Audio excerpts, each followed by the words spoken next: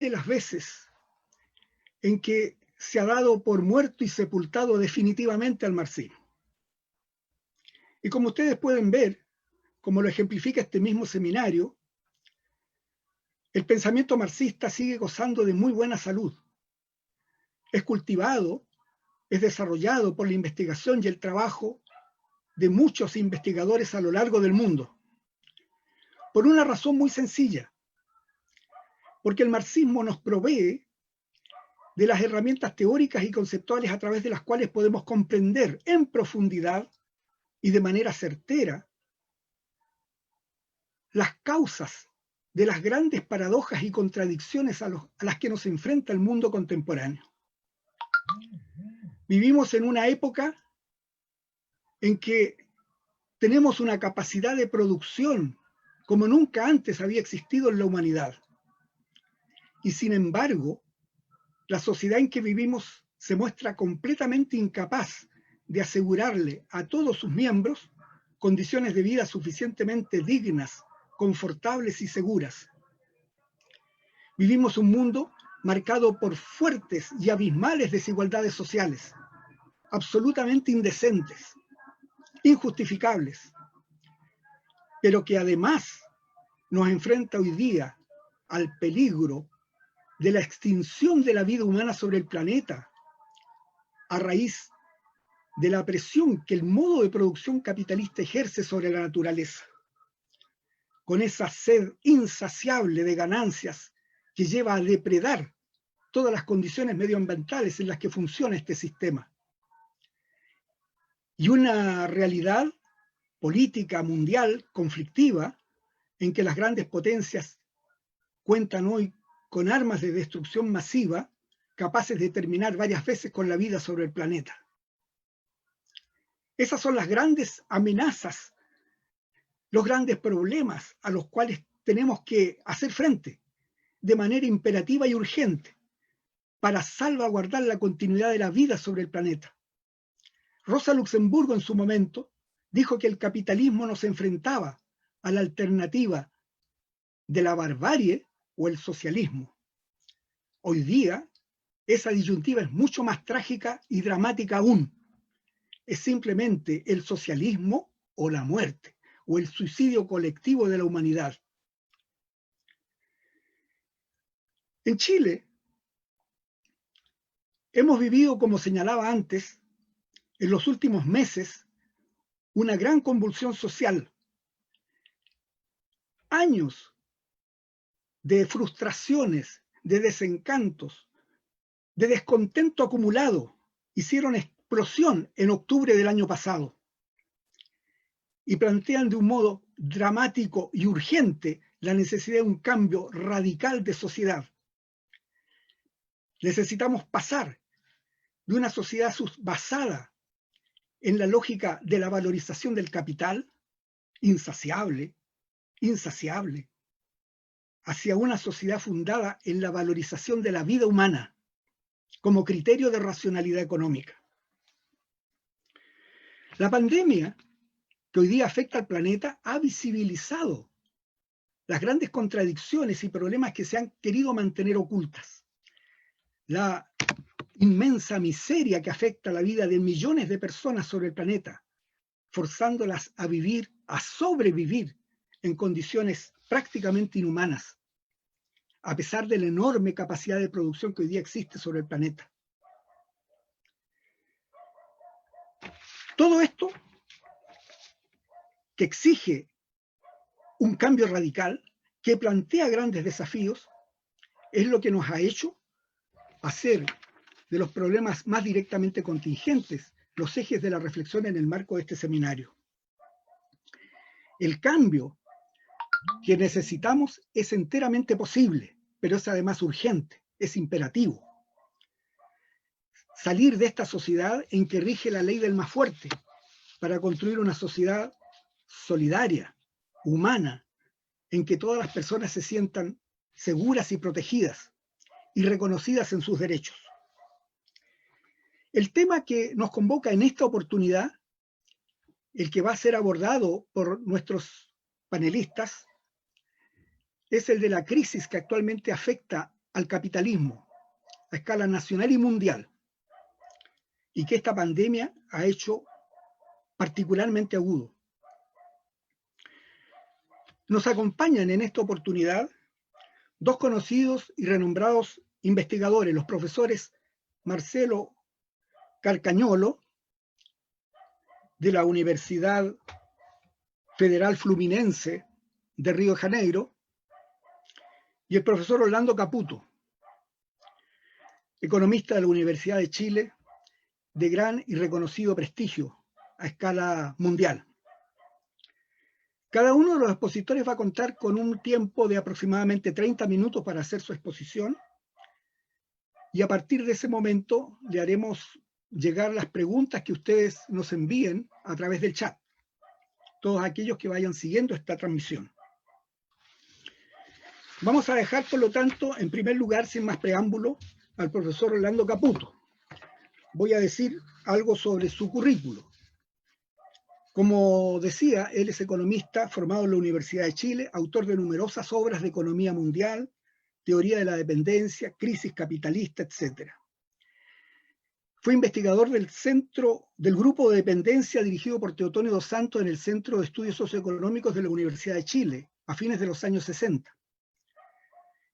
Durante el gobierno de la Unidad Popular, fue representante del presidente Allende en el directorio de Codelco y gerente general de Codelco. Y en los años de la dictadura se desempeñó como director del área de estudios de posgrado de la Facultad de Economía de la Universidad Nacional Autónoma de México. Actualmente, él es miembro del grupo de trabajo de Claxo sobre economía mundial y crisis. Dejo entonces con ustedes al profesor Orlando Caputo.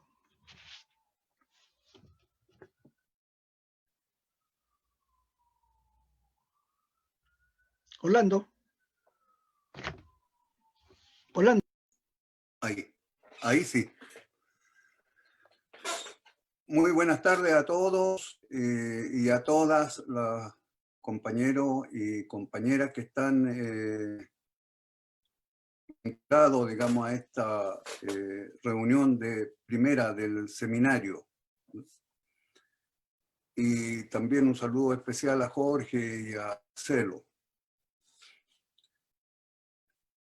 Jorge nos ha pedido que analicemos la crisis actual en sus diferentes aspectos y dimensiones, y agudizado por la pandemia, ¿sí? Y relacionar este análisis con la vigencia del pensamiento de Marx y de sus aspectos teóricos para la comprensión de la crisis actual.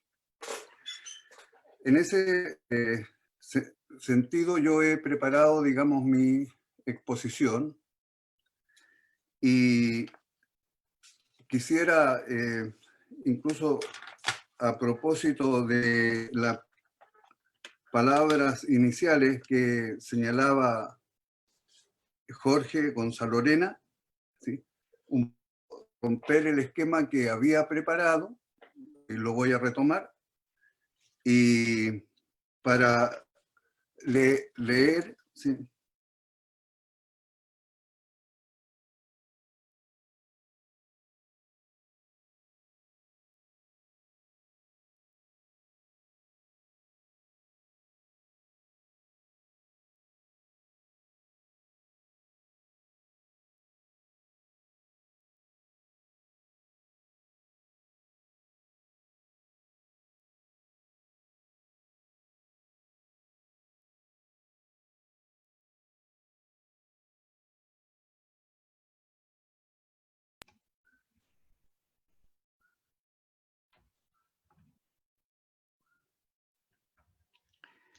Bueno, se cayó la conversación con la exposición de Orlando. Yo creo que sería conveniente entonces darle el paso a Marcelo mientras resolvemos ese problema, ¿no? El profesor Marcelo Carcañolo es profesor asociado de la Facultad de Economía de la Universidad Federal de Fluminense de Río de Janeiro, doctor en Economía por la Universidad Federal de Río de Janeiro y autor de numerosos trabajos sobre economía marxista, teoría de la dependencia, crisis del capitalismo, el capital ficticio y temas relacionados. Entonces, los dejamos con Marcelo, bienvenido y gracias por estar presente en este seminario. Bueno, gracias Jorge por la presentación, gracias por la introducción al tema del panel. Vamos a esperar que Orlando pueda reconectarse y compartir con nosotros sus ideas con respecto al tema. Para mí es un gusto enorme estar de nuevo en compañía de ustedes, mis compatriotas. Cuando leías el resumen del currículum de Orlando y nombrabas su gran participación en el gobierno de la Unidad Popular en Codelco, yo acá me acordaba de que en esos momentos yo estaba recién naciendo, o sea, yo nací durante el gobierno de la Unidad Popular, lo que me orgullo muchísimo. Así que es siempre un gustazo compartir con ustedes y estar con mis compatriotas. Así que aguardo enormemente que mi amigo Orlando esté con nosotros de nuevo. Muy bien. El tema que nos propusieron para empezar este panel es un tema complicadísimo y yo voy a intentar lanzar algunos puntos. Seguramente no podré explicarlos con el rigor que se necesita todos esos puntos en este poco tiempo que tenemos, pero yo creo que la idea es lanzar los puntos para que después en la charla, el debate, en las preguntas, consigamos ubicar lo que es más de interés de la gente, ¿no? Bueno, empiezo con una observación muy sencilla, pero que no es muy común dentro del campo de la teoría económica, digamos así, dentro del análisis de lo que es la economía mundial, que es el hecho de que nadie duda, y cuando digo nadie, nadie duda de que la economía mundial está en crisis. Es una afirmación muy sencilla, muy, bueno, todos están de acuerdo con eso, pero es que no es muy común que la gente esté de acuerdo con esos temas. Hay distintas interpretaciones teóricas en la economía y aún más cuando el tema es crisis. O sea, la teoría económica convencional tiene un problema, tiene un tacón de Aquiles muy grande que es tarda muchísimo para reconocer que la economía está en crisis. Muy bien, hoy día nadie, en serio por lo menos, siempre hay unos locos por ahí, pero nadie en serio, sea de izquierda, de derecha, keynesiano, marxista, monetarista, lo que sea, nadie en serio está en desacuerdo con el hecho de que la economía está en crisis. Bueno, parto de eso. El problema o el tema empieza cuando mucho de la teoría económica, y tiene que ver con lo primero, nos intenta hacer creer que la crisis actual de la economía mundial empezó con la pandemia. Es una vez más, repetidamente la teoría económica convencional hace eso, es una vez más una manera de decirnos que las crisis que cíclicamente, recurrentemente ocurren en el capitalismo son fenómenos, para decirlo como ellos, exógenos, de afuera, ocasionales, o sea, es una manera que ellos tienen que ver con el funcionamiento normal del capitalismo, son exógenas, vienen de afuera. En los modelos económicos tradicionales hoy día eso se llama de sunspots. Pero bueno, no tienen nada que ver con el capitalismo. Lo que yo quiero defender acá es que la crisis del capitalismo mundial, con sus repercusiones nacionales distintas en distintos espacios nacionales, intentaré terminar con eso si el tiempo me da. La causa de la crisis no es la pandemia, o sea, el capitalismo mundial está en crisis desde ya hace un rato.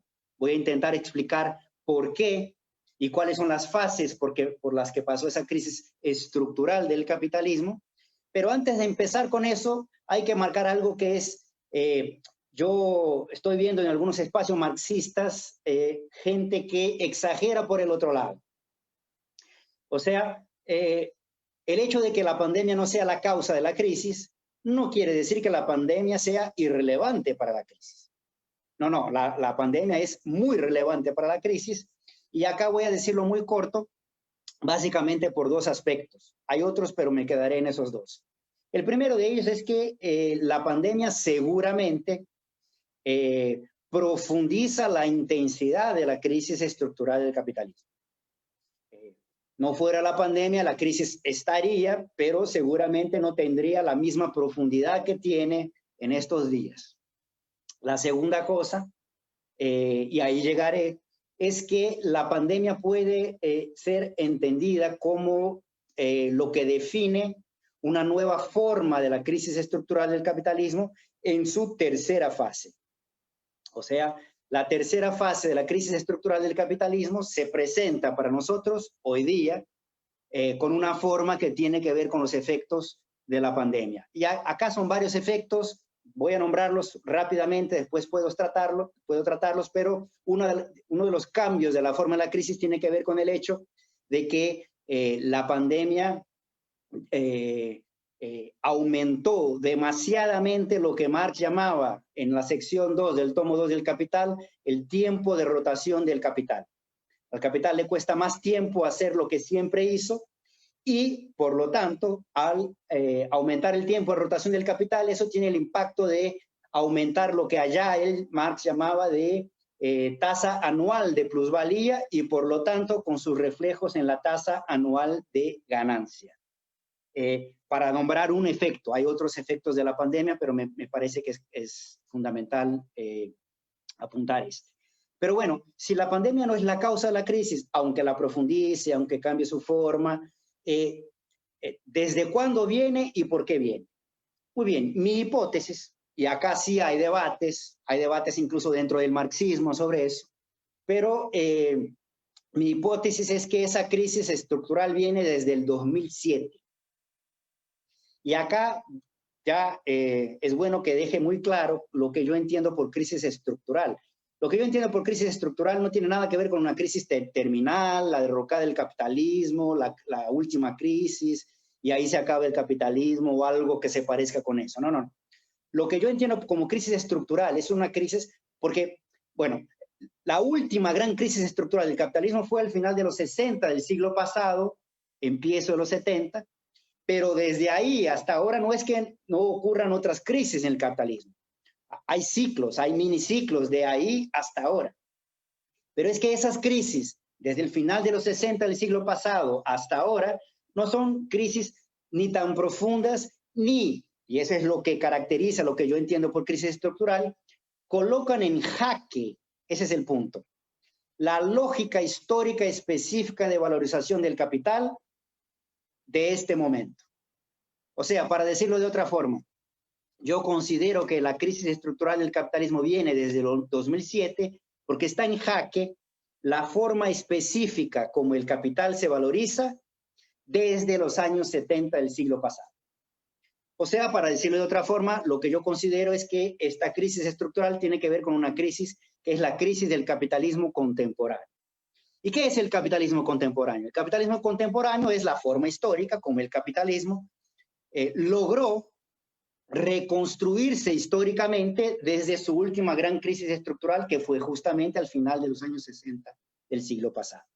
Eso, hay tema acá para quedarnos días hablando sobre lo que es el capitalismo estructural, sus características, tiene que ver con el proceso de reestructuración productiva, tiene que ver con el neoliberalismo, tiene que ver con el proceso de profundización de los acuerdos comerciales, de las aperturas comerciales, con la liberalización y desregulamentación de los mercados financieros, tiene que ver con un montón de cosas, tiene que ver con la política económica más ortodoxa, regresiva, que viene con varios formatos en los años 70, por ejemplo, con la Reaganomics en Estados Unidos, con la política económica de Margaret Thatcher en Gran Bretaña, tiene que ver con un montón de cosas.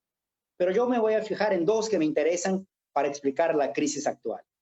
La primera de ellas es que el capitalismo en ese momento histórico logra reconstruirse, o sea, hace parte de lo que es el capitalismo contemporáneo, justamente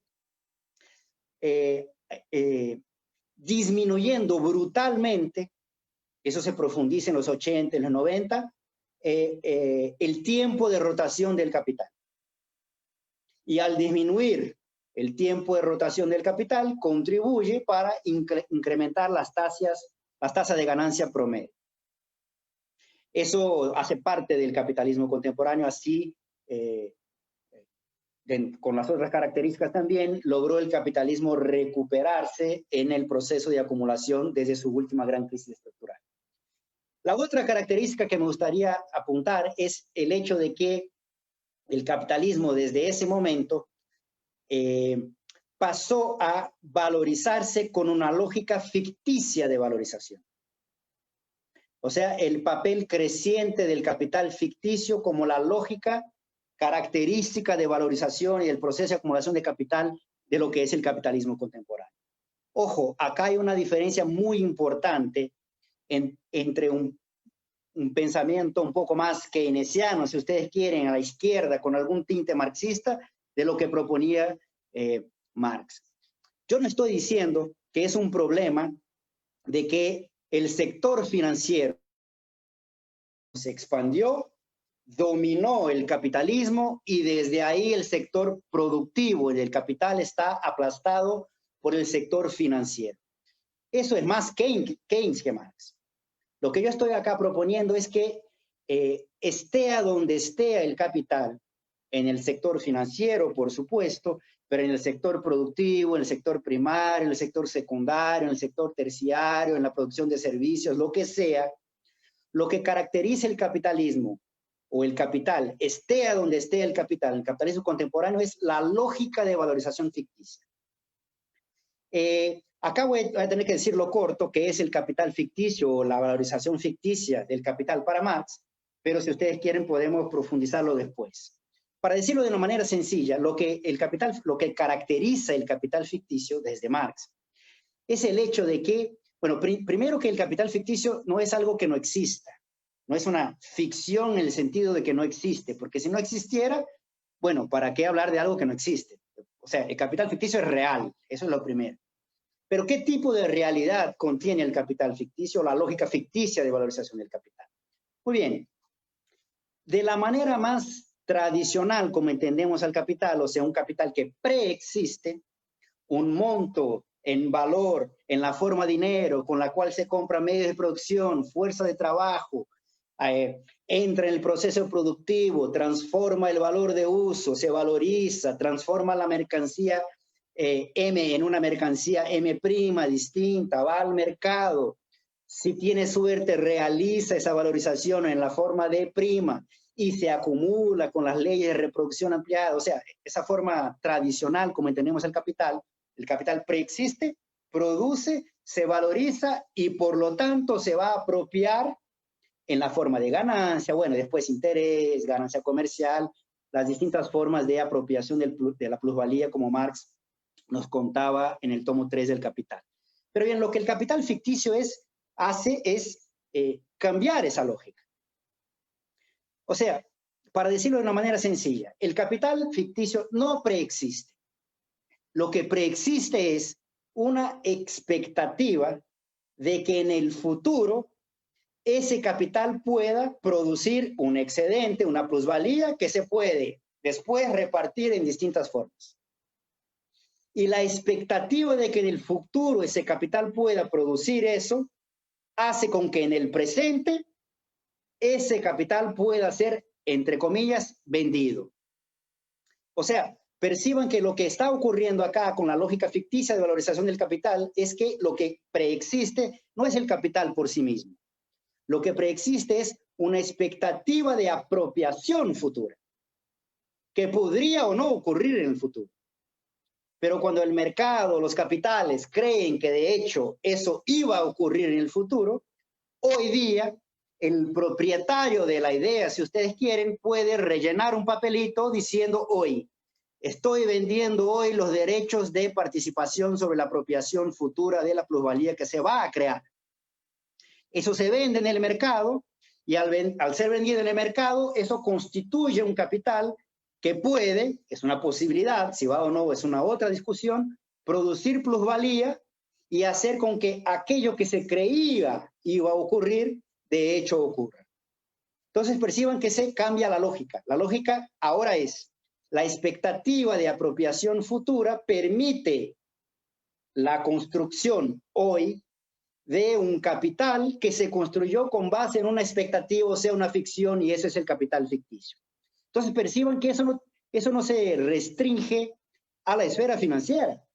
Seguro que esa lógica tiene una lógica muy explícita en los mercados financieros, pero es una lógica que contaminó todos los mercados. Así se capitaliza, la expresión que Marx utiliza en el tomo 3, así se capitaliza el capital en el capitalismo contemporáneo, en el sector primario, en el sector secundario, en la producción de servicios. Esa es la lógica del capitalismo contemporáneo. Muy bien. ¿Cuál es la característica de esa lógica ficticia de valorización del capital? Su dialéctica, como siempre. ¿Cuál es su dialéctica? La dialéctica es que ese capital, o el capital particular o su propietario, por sí mismo, hoy no participa directamente en el proceso de producción de plusvalía.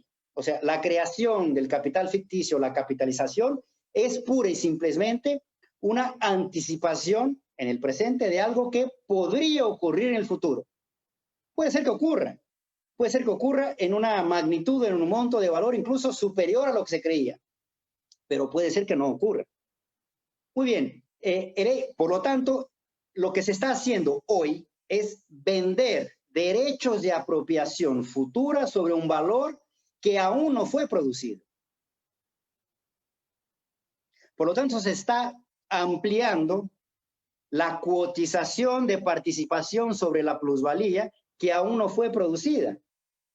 Y aunque sea producida en el futuro, como sabemos desde el tomo 3 del Capital, cuanto más capitales participan en el proceso de cuotización de lo que es la plusvalía, la parte que cada uno va a ganar es menor. Y esa parte, en el pensamiento de Marx, como funciona el capitalismo, es la tasa de ganancia promedio. Por lo tanto, desde el punto de vista directo, el capital ficticio no contribuye directamente para la producción de plusvalía y por lo tanto contribuye para el descenso de la tasa de ganancia. Lo que en momentos, dada la coyuntura de crisis, puede profundizar o incluso hacer con que estalle la crisis. Eso sería una disfuncionalidad de la lógica ficticia de valorización del capital, pero siempre está la dialéctica. Si uno se queda solo en eso, puede ser que caiga en una interpretación keynesiana que tiende a tratar el capital financiero o ficticio desde un punto de vista puramente negativo, y a veces lo que ocurre es tratar al otro capital, el positivo, el bueno, con el que hay que hacer alianza, táctica, etcétera, con todos los reflejos políticos que eso tiene, que sería el capital productivo que sí directamente produce y genera empleo y salarios y ganancias, etcétera, etcétera, etcétera. No es de eso que se trata. Primero porque, como yo dije antes, el capital ficticio no está solo en el sector financiero. Todo capital en el capitalismo contemporáneo, incluso algunos otros ingresos, pero eso es un tema para la charla, está en todos los sectores. Segundo, y eso es lo que quiero subrayar, es que el capital ficticio contribuye indirectamente, de forma mediada, para decirlo de una manera más hegeliana, si uno quiere, para la producción de plusvalía. ¿Por qué? Porque el capital ficticio contribuye para la reducción del tiempo de rotación del capital y por lo tanto contribuye indirectamente, de forma mediada, para que el capital que sí produce la plusvalía lo haga en mayor monto. Y eso lo voy a explicar de manera muy, muy sencilla y corta. No existe una manera más visible de acelerar el tiempo, y en ese caso el tiempo de rotación del capital, que trayendo el futuro o lo que se creía iba a ser el futuro para el tiempo presente. Eso es lo que hace el capital ficticio. O sea, el capital ficticio tiene una dialéctica, es disfuncional, lo que contribuye para profundizar la crisis. Al profundizar la contradicción que define el capitalismo entre la producción y la apropiación de valor, pero tiene una funcionalidad al reducir el tiempo de rotación y contribuir para indirectamente, de forma mediada, para el crecimiento de la tasa de ganancia. Muy bien, lo que está en el 2007 y define la crisis estructural es que pasa a preponderar desde ahí estructuralmente la disfuncionalidad. ¿Por qué estalló específicamente en el mercado subprime inmobiliario americano? Lo podemos discutir. Lo dejo para las preguntas. Lo que ocurre ahí en 2007 y se mundializa al final de 2007 y estalla con más profundidad en 2008, es justamente que los detenedores, los propietarios de esos papelitos, que son una creencia, una ficción sobre algo que aún puede ocurrir, empezaron a creer en términos promedios que no iba a ocurrir, o por lo menos no en aquel monto. ¿Qué hacen esos propietarios de esos papelitos, de ese capital ficticio? Procuran anticiparse, van a los mercados secundarios y generan un proceso de exceso de oferta de esos papelitos. Hay más gente queriendo venderlos que gente queriendo comprarlos. ¿Cómo el mercado, cuál es la consecuencia en el mercado de cualquier exceso de oferta? Una devaluación, una caída del precio. Fue lo que ocurrió allá en 2007. Y como los bancos que actuaban en ese mercado subprime inmobiliario se financiaban para otorgar esos créditos con fondos de inversión, donde estaban esos papelitos ahí metidos, los fondos de inversión que tenían nombres bellísimos, que fueron vendidos para el mundo entero, había mucha gente cargada, mucha gente en muchos estados nacionales, con sus fondos soberanos cargados en esos fondos de inversión, donde ahí estaba la célula cancerígena, que eran esos papeles que venían desde ahí, bueno, contaminó el mundo entero. Empezó a quebrar varios bancos, primero los chicos, como es la tendencia, ni siempre es así. Se quebró el Lehman Brothers, que fue vendido a un precio simbólico de $1. Cuando llegó en el Goldman Sachs, no se puede, bueno, por razones que tienen que ver con la economía política del poder norteamericano desde siempre. El Estado, y no solo en Estados Unidos, en el mundo entero, en Europa y en algunas economías dependientes, tuvo que intervenir. O sea, hay un exceso de oferta. ¿Qué tiene que hacer el Estado? Tiene que entrar comprando esos papeles. Por eso, desde ahí, vuelve el mantra que estaba un poco escondido, el mantra del ajuste fiscal. Tenemos que hacer el ajuste fiscal. ¿Y por qué? Voy a decirlo como Marx y no como ellos dicen. Hay que hacer el ajuste fiscal para ahorrar con los gastos no financieros, salud, ojo, salud, desde ahí, vivienda, educación, todo eso, para con ese ahorro poder actuar en los mercados financieros, los gastos financieros, para que el capital ficticio no se evalúe. El problema es que el hueco era muy, muy hondo y el ajuste fiscal era, bueno, sí, necesario, pero era insuficiente. ¿Qué hizo el Estado en todas partes? Unos más, otros menos. Bueno, pasaron a pedir préstamos en el mercado. ¿Y cómo hace el Estado para pedir préstamos? Acelera, porque ya venía de antes, acelera el crecimiento de la deuda pública.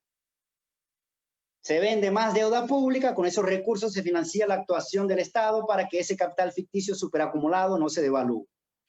Bueno, la segunda fase de la crisis, que estalla en la zona del euro, que tiene que ver con la forma específica, cómo se construyó la zona del euro, con sus economías dependientes, por eso estalla ahí con las deudas soberanas de Grecia, de los PIGS, de Portugal. Bueno, la historia que nosotros conocemos, estalla la segunda fase de la crisis, que tiene la forma de la crisis de las deudas soberanas. Es la misma crisis estructural del capitalismo contemporáneo, que en ese momento muchos analistas convencionales, de derecha, la teoría económica convencional, nos quiso hacer creer que era otra crisis.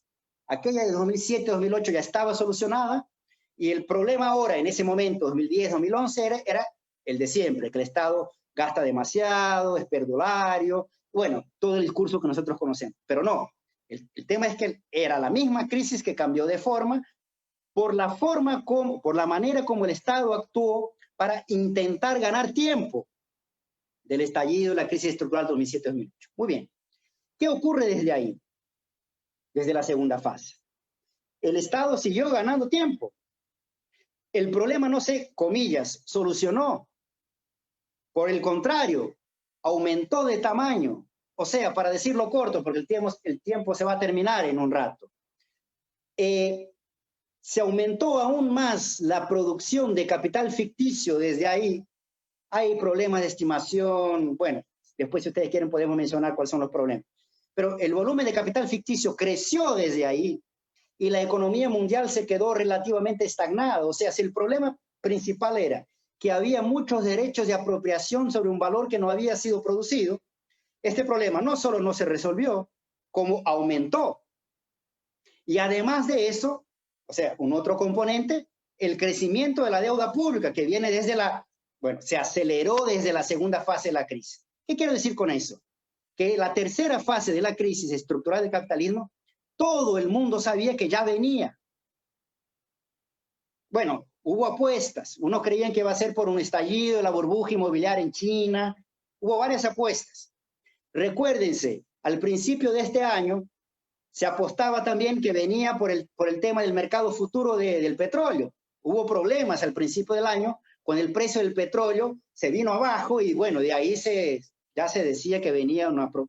El tema es que la pandemia, por el tema de la pandemia, cómo se diseminó, el tema de que la pandemia requiere, aunque algunos lo nieguen, un aislamiento social, lo que lleva una parada del aparato productivo y por lo tanto una parada de la rotación del capital. El tema es que los efectos de la pandemia, económicos, políticos y sociales, vino aplastando todo y le da la cara a la nueva fase de la crisis. Que voy a terminar con esto. Jorge, el tiempo se está terminando. Sí. Es la misma, es la crisis estructural del capitalismo contemporáneo, que cambió de forma, está ahora lo que, en mi hipótesis, es la tercera fase, la tercera forma de esa crisis. Y, voy a decirlo corto, en todo ese proceso, bueno, desde siempre las economías dependientes son dependientes, pero el tema es que las características estructurales de las economías dependientes que tienen que ver con los mecanismos de los procesos de transferencia de valor, un valor o plusvalía que se genera desde acá, pero es acumulado y hace parte de la dinámica de acumulación en las economías imperialistas, siempre está, pero la coyuntura es importante. A veces la coyuntura nos favorece y no resuelve el problema, pero alivia la condición dependiente, por ejemplo, el principio del siglo, hasta el 2007, por el tema del boom de las commodities, todo eso, pero es que en general, como tendencia, la coyuntura no es tan buena como fue el principio del siglo XXI. Y por lo tanto, la coyuntura hoy día, con la crisis de la economía mundial, lo que hace es profundizar los mecanismos de transferencia de valor. ¿Qué quiero decir con eso? Lo nombro, lo dejo acá y después conversamos. La economía mundial aún no resolvió su crisis. Es posible que aún no tengamos visto lo más profundo e intenso de esa crisis. Y seguramente a las economías dependientes, a unas más, a otras menos, nos cuesta más, o sea, los efectos económicos, sociales y por lo tanto políticos de esa profunda crisis estructural del capitalismo nos afecta mucho más a nosotros y nos va a afectar aún más. Con eso termino, Jorge, te lo prometo, porque ya está señalado. Bueno, qué bueno que en Chile la protesta social ya pone en jaque eso. Pero es que Chile no es la norma, desafortunadamente. La norma hoy día, en unos países más, otros menos, es que ya se pone en marcha que la salida para el corto plazo de intervención del Estado necesario para combatir los efectos de la pandemia va a traer como necesidad una más profunda etapa de neoliberalismo con reformas, privatizaciones y ajuste fiscal. O sea, es muy posible que el ultraliberalismo, el más fuerte, aún no lo tengamos visto. O sea que termino con, ojalá que Chile demuestre a nuestros pueblos cómo tenemos que combatir lo que yo veo va a ser el intento del capitalismo contemporáneo al intentar de salir su crisis estructural. Muchas gracias, Jorge. Discúlpenme por lo largo de mi charla y bueno, estoy acá a disposición para las preguntas.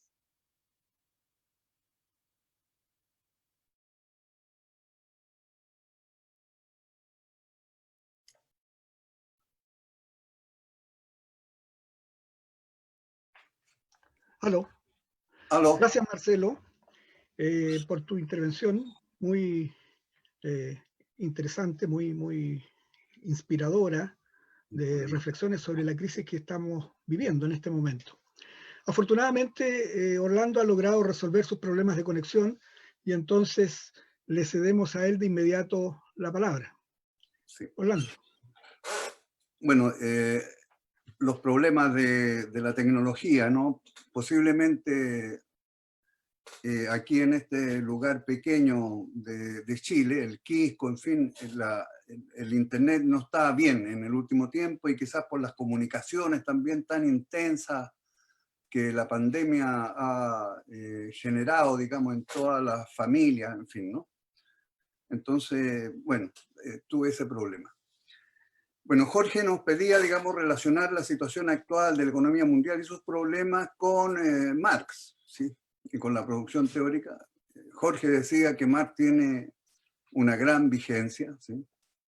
Y yo quería mencionar lo siguiente. Esto en general es rechazado, ¿sí?, por los economistas neoliberales y en general por muchos cientistas sociales, en fin, porque es fácil decir, digamos, que Marx es un autor ya que escribió en cierta época y que ya no tiene ninguna actualidad y que, en fin, son interesantes las cosas que ha planteado, pero que ahora estamos en una situación completamente diferente, ¿no?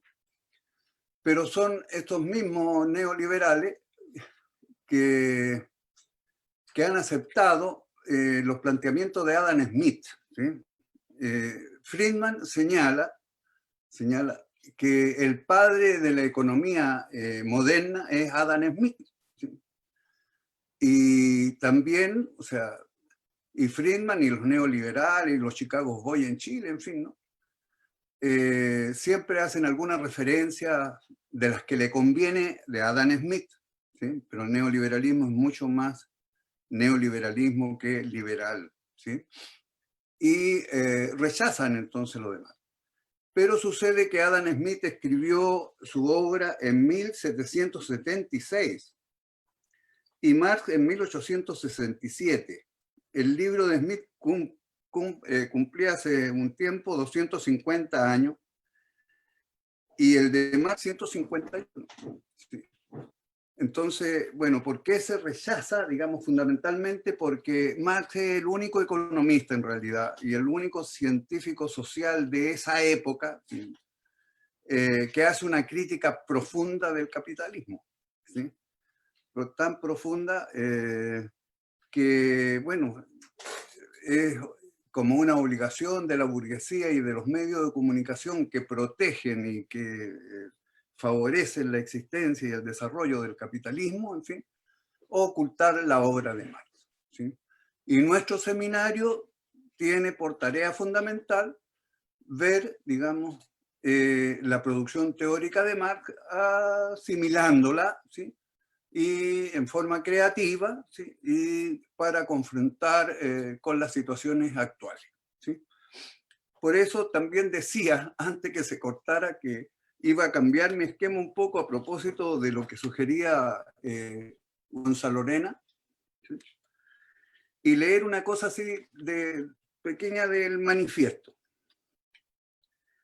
Dice: expoliada por la necesidad de dar cada vez mayor salida a sus productos, la burguesía recorre el mundo entero, necesita anidar en todas partes, establecerse en todas partes, crear vínculos en todas partes.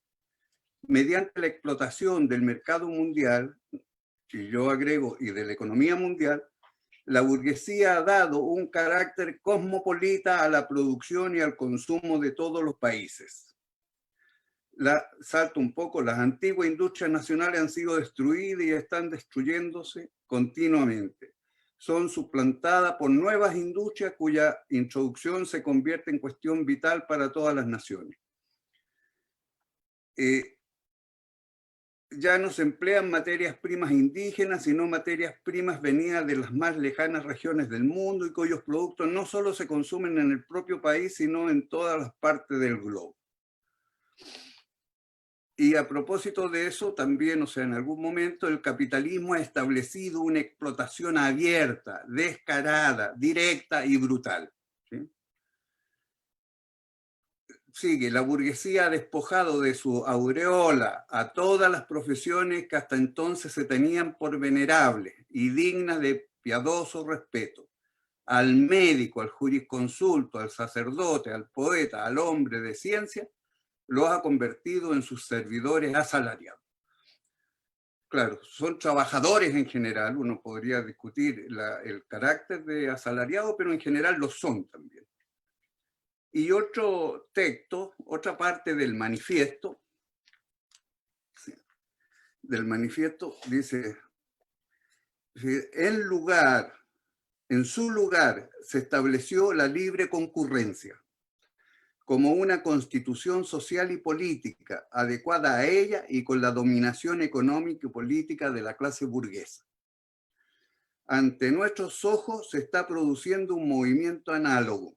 ¿Sí? ¿Qué relación tiene con la actualidad? ¿Sí? En su lugar se estableció la libre concurrencia, ¿sí? Un poco la globalización actual de la economía mundial, con una constitución social y política adecuada a ella y con la dominación económica y social de la clase burguesa en las economías nacionales, diría yo, y a nivel de la economía mundial a través de las instituciones mundiales, Banco Mundial, Fondo Monetario, en fin. Ante nuestros ojos, dice Marx, se está produciendo un movimiento análogo. Las relaciones burguesas de producción y de cambio, las relaciones burguesas de propiedad, toda esta sociedad burguesa moderna que ha hecho surgir como por encanto tan potentes medios de producción y de cambio, se asemeja al mago que ya no es capaz de dominar las potencias infernales que ha desencadenado con sus conjuros. Desde hace algunas décadas, esto lo escribió en 1848, desde hace algunas décadas, la historia de la industria y del comercio no es más que la historia de la rebelión de las fuerzas productivas modernas contra las actuales relaciones de producción, con las relaciones de propiedad que condicionan la existencia de la burguesía y su dominación. Basta mencionar las crisis comerciales que con su retorno periódico, 7 crisis cíclicas del capitalismo como crisis mundial desde 1974 hasta la del 2008, basta mencionar las crisis comerciales con su retorno periódico, plantean en forma cada vez más amenazante la cuestión de la existencia de toda la sociedad burguesa. Durante cada crisis comercial se destruye sistemáticamente no solo una parte considerable de productos elaborados, sino incluso de las mismas fuerzas productivas ya creadas. Durante la crisis, una epidemia social que en cualquier época anterior hubiera parecido absurda, se extiende sobre la sociedad. Dos puntos, la epidemia de la sobreproducción y junto con ello, yo diría ahora, la epidemia de la COVID-19. Entonces, bueno, Marx tiene una visión acerca de que el capitalismo tiene como función crear la economía mundial. ¿Sí? En el texto este, que es muy actual también, ¿sí? La discusión sobre el libre cambio, o sea, libre cambio o proteccionismo. También, o sea, ahí está la idea general que el libre cambio, en síntesis, es la libertad del capital. ¿Sí? Y retomo mi esquema, ¿no? Antes de la pandemia y de Trump, la globalización de la economía mundial ha puesto más en evidencia los problemas globales que ya existían, ¿no? La globalización de la economía mundial ha puesto en evidencia muchos de los problemas globales. ¿Sí? El capitalismo, en nuestros trabajos y en el de muchos, digamos, se planteaba está destruyendo la naturaleza a través de una sobreproducción global de mercancía y de servicios que tienen un impacto directo en el medio ambiente. Jorge Gonzalorena, de la parte que yo, bueno, su presentación, o sea, planteaba este tema, el cambio climático y con ello los cambios de las temperaturas, los incendios, los deshielos de los glaciares, bueno, y en los poros, los huracanes, la inundación de ríos, etc. La contaminación de las aguas subterráneas, la contaminación del aire, ¿sí? La polución de los plásticos en todo el mar, ¿sí? El problema de la sequía, la falta creciente de agua, etc. También, o sea, esos son como los impactos sobre la naturaleza. Está destruyendo el capitalismo en la naturaleza. Y hay una acentuación, de la explotación de la mayoría de los trabajadores. Y eso se expresa en una desigualdad mundial del ingreso y de la riqueza. Los informes recientes de Oxfam, de Piketty y nuestros propios trabajos, ¿sí? Muestran eso, la pobreza y profundización en el tercer mundo y en países también desarrollados, por ejemplo, la pobreza en Estados Unidos. Otro tema, o sea, las migraciones también como tema mundial, se ha acentuado en las últimas décadas producto de la crisis en muchos de los países del tercer mundo y en América Latina y África. También por la intervención de Estados Unidos en varios países para apropiarse de sus riquezas naturales, particularmente del petróleo. Las crisis periódicas desde el 74 hasta la del 2008, previo a la pandemia, ¿no? Esta última crisis, la del 2000, no se había superado completamente. En documentos anteriores ya planteábamos que la crisis del 2008 era una crisis de la globalización y del neoliberalismo, que existía la posibilidad de ruptura de este proceso de globalización y el paso a una economía mundial de bloques regionales no necesariamente refractarios, decíamos en documentos del 2010, 2012, pero ahora, o sea, por lo que se ve, o sea, de bloques que empiezan con un nivel muy agudo de confrontación y con posibilidades que se lleven, digamos, a situaciones extremas de conflictos mundiales. En trabajos anteriores, hemos afirmado que las principales escuelas económicas, ¿sí?, eran incapaces de entender estos problemas porque sus reflexiones se quedan en el marco de las economías nacionales. Y así es, los manuales de macroeconomía, ¿sí?, está claro, hablan de economía nacional, economía cerrada, abierta, y también economía nacional y el resto del mundo, ¿sí?, y concentran la atención en la economía nacional. Y lo que más avanzan es también sobre textos sobre economía internacional, pero son internaciones, ¿sí? Comercio internacional, o sea, relaciones entre países, ¿no? Situaciones financieras internacionales también, movimientos financieros internacionales, relaciones entre países. Plantea que el capitalismo, sí, a diferencia de esa presentación de la ciencia económica, que sí, ellos no logran captar que existe una totalidad. ¿Sí? En el caso de Marx plantea que el capitalismo tiene por vocación crear el mercado mundial y la economía mundial actual, o sea, junto con la globalización, se presenta con mucho más evidencia. ¿Sí? Con mucho más evidencia. La producción de mercancía tiene una vocación universal, dice Marx, que se refleja también en la vocación universal del capital. En fin, todo eso, ¿sí?, lleva, esto un poco antes de Marx, o sea, existe, o sea, una economía mundial con una estructura productiva y circulación de las mercancías por sobre las economías nacionales y comandada fundamentalmente por las empresas transnacionales y en particular las empresas norteamericanas.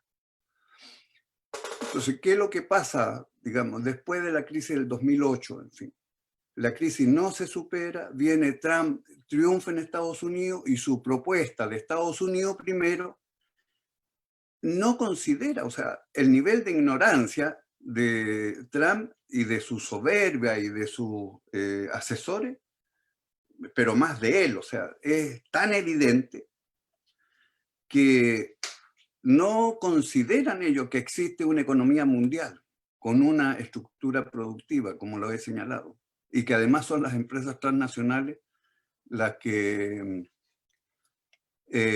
son dominantes en esa estructura de la economía mundial, o eran, ¿no? Entonces, bueno, el no tener presente eso de la existencia, él trata de romper con la idea de Estados Unidos primero, esa estructura productiva mundial. Y es muy complicado esa propuesta, o sea, eso llevó, digamos, a una situación, ¿sí?, que afectó a toda la economía mundial, ¿sí? Y desde antes de la pandemia ya se planteaban, digamos, que la economía estaba pasando a una situación de crisis, se acercaba, ¿sí?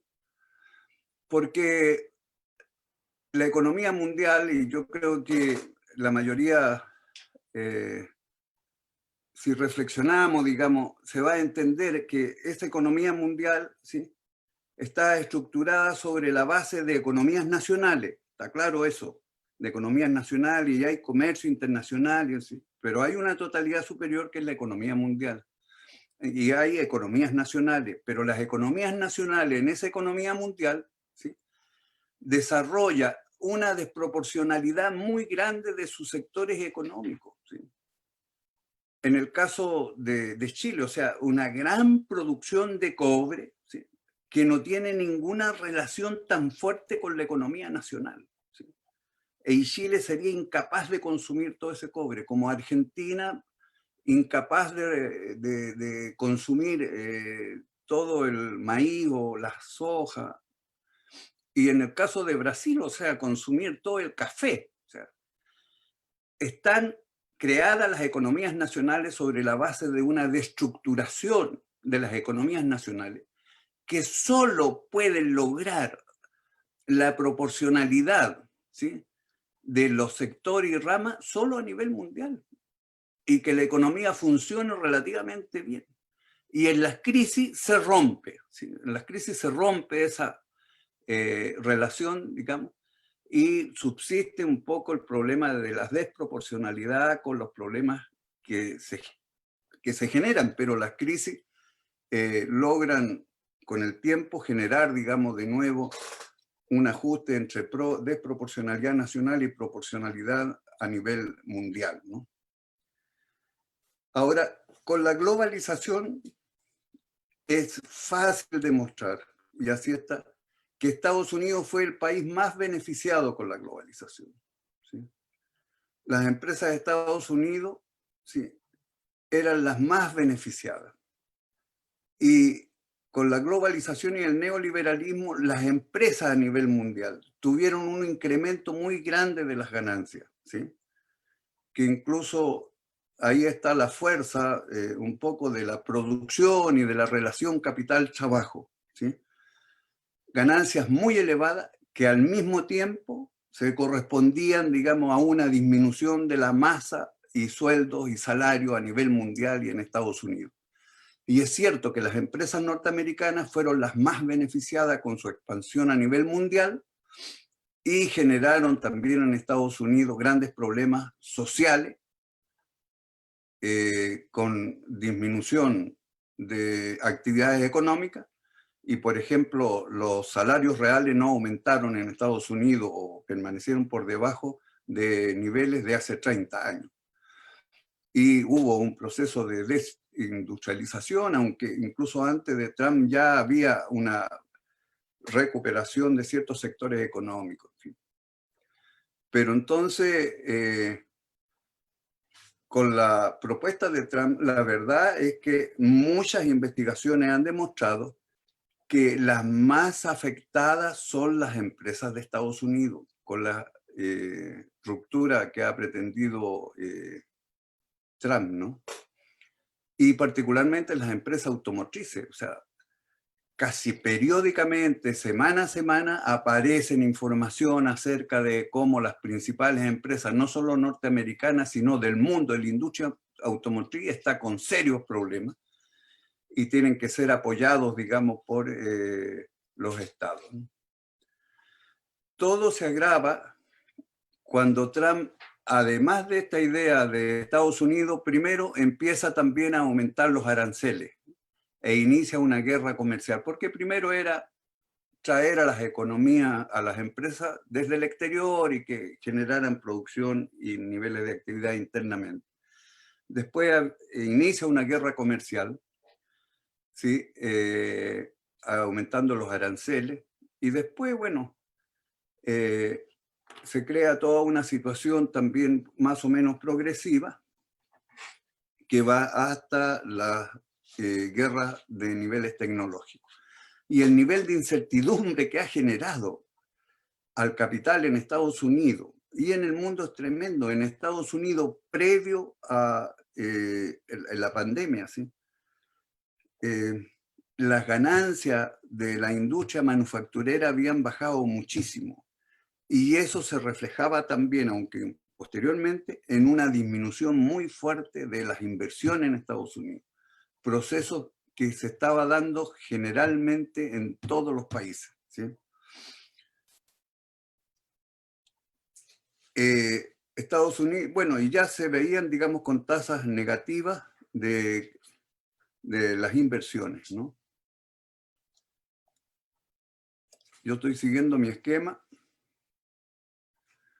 La economía y los problemas sociales previos a la pandemia se han agudizado, se han agravado más porque China, no se han agravado más, o sea, no se han agravado más, porque China ha hecho todo un esfuerzo para hacer funcionar su propia economía y mantener los niveles de la demanda mundial, sobre la base de cambio de política económica que acentúan cosas que ya China había hecho al inicio del 2000, en el año 2003, había planteado, digamos, que había que compensar el desarrollo hacia afuera con desarrollo hacia adentro. Bueno, la pandemia agravó todos los problemas antes mencionados. Pero es más, o sea, desde el punto de vista de Marx, ¿sí? Uno diría, bueno, se ha paralizado toda la economía. Se rompió el ciclo del capital y sus fases. Marx analiza con mucho detalle, casi le dedica el tomo 2 al ciclo del capital, ¿sí? Ve ahí cómo el proceso de cómo el capital bajo la forma de dinero empieza un proceso de compra de fuerza de trabajo y medios de producción e inicia un proceso de producción que puede ser de producción de bienes y de servicios, ¿sí? Con fuerza ahora también lo de servicios. Una vez que se logra esa producción, salen nuevas mercancías o servicios que tienen que ser realizados en el mercado a nivel global o nacional. Todo eso se rompió, o sea, también se podría usar a Marx desde el punto de vista de los esquemas de reproducción. Marx habla de que el capitalismo tiene la posibilidad de desarrollo más o menos creciente de los niveles de actividad, ¿sí? Y a eso él le llamaba modelo de reproducción ampliada, y otro en que el capitalismo crece casi a cero, o sea, sí, pero reproduce en forma simple el funcionamiento de la economía, o sea, podríamos pensar casi tasas de crecimiento cercana a 1 o menos, en fin, pero reproducción al final. Pero los modelos de reproducción, eso explica cómo las economías y los diferentes sectores de la economía, ¿no? Que tiene que haber una producción suficiente de bienes salarios para lo que consumen los trabajadores y los que consumen la clase capitalista y otras clases, en fin, y cómo se deben producir los medios de producción entre los diferentes sectores de tal manera de, no sé, recuperar la capacidad de las máquinas en los diferentes sectores. Bueno, todo eso, o sea, yo digo, eso serviría ahora, ¿sí? Serviría ahora, y creo, invito, digamos, a mucha gente que analice la situación de ahora, porque es muy novedosa, ¿sí? Cómo se ha paralizado la economía. Y en ese sentido es una, yo diría, una crisis fundamentalmente, una crisis de las condiciones de producción, o sea, se paralizó todo el proceso. Hay una fuerte disminución del PIB mundial. El mismo Fondo Monetario en sus informes más recientes hablaba de la recesión de todos los países del mundo, por primera vez, ¿sí? El PIB mundial disminuiría en cerca de 5%. Dice que sería el más bajo desde la depresión de los años 30. China crecería, dice, al 1%, pero después de también caídas profundas que tuvo primero y segundo trimestre. En Estados Unidos el PIB en el segundo trimestre caería, ¿sí?, en términos, como una forma de medición, en 32,3%.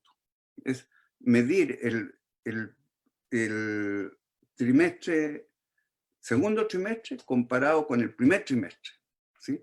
Comparado con el trimestre del año pasado, bueno, la disminución es bastante menor, pero 32,9% es las inversiones, o sea, las inversiones en el segundo trimestre comparado con el primer trimestre de este año en Estados Unidos disminuyeron en 49%, las exportaciones en 64%, el gasto del gobierno en defensa es el que subió, pero no en defensa, sino en gobierno, el gasto del gobierno, pero no en el sector de defensa, subió en cerca de 40%. ¿Por qué? Porque, bueno, por presiones también del Congreso y, bueno, un acuerdo generalizado, había que generar una cantidad de recursos que se entregaron a las familias, a los trabajadores, o sea, varios miles de dólares por varios meses, ¿sí? Y eso aumenta el gasto del gobierno. ¿Sí? Esos datos son al 30 de julio del 2020 y que yo he estado mirando las cifras más recientes y todos esos indicadores se mantienen. Bueno, la pandemia ha generado millones de... A ver.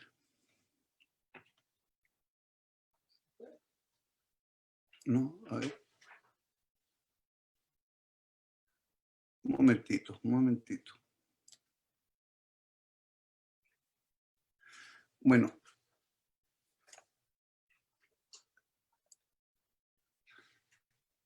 La pandemia agravó todos los problemas, ¿no?